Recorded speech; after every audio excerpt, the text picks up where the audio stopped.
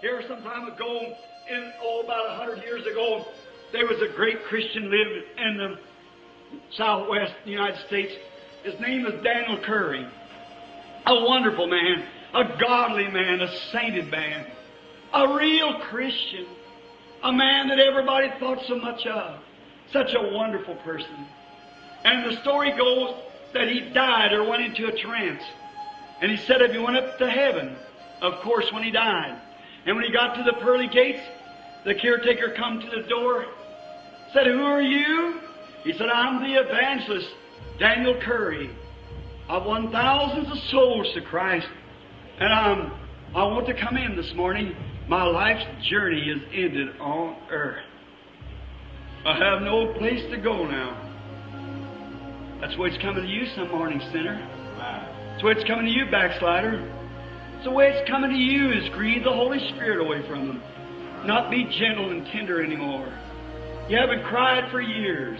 You haven't blushed right on when. All modesty is gone from you. Sure. But it's going to come to your door one of these mornings. And as the gentle Holy Spirit comes and knocks, why don't you just let Him in? So when Daniel Kiri come there to the gate, they went and said, "We'll see if you got your name here." They looked all around. They couldn't find any name. Said, "No, there's no Daniel Kiri here." "Oh," he said, "surely." Said, "I'm an evangelist." He said, "I've won souls to Christ." Said, "I've tried to do the thing that's right." The caretaker said, "Sir, I'm sorry to tell you, but there's no Daniel Kiri here."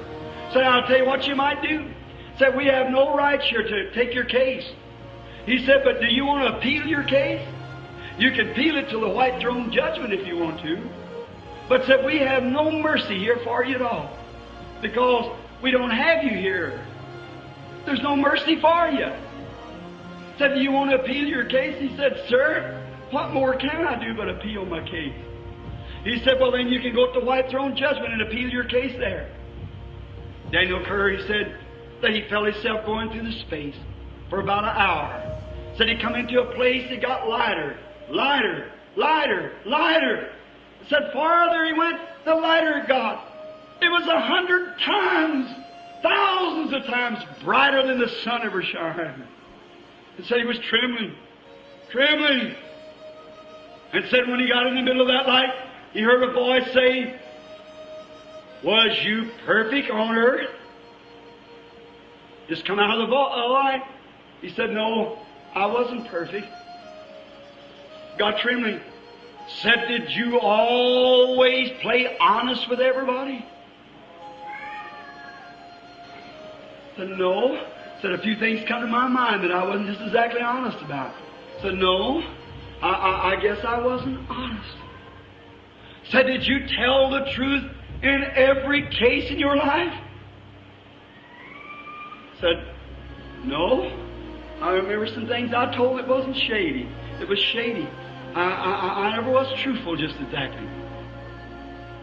Said, "Dan, did you ever take anything that did not belong to you? Anything? Money? Anything else that didn't belong to you?" Said he thought on earth that he was pretty good, but he was condemned. Said, No, I've took things that didn't belong to me." He said, "Then you wasn't perfect." He said, "No, I wasn't perfect." Said he was looking any minute for the blast to come from that great light and where the dove rested. Condemned!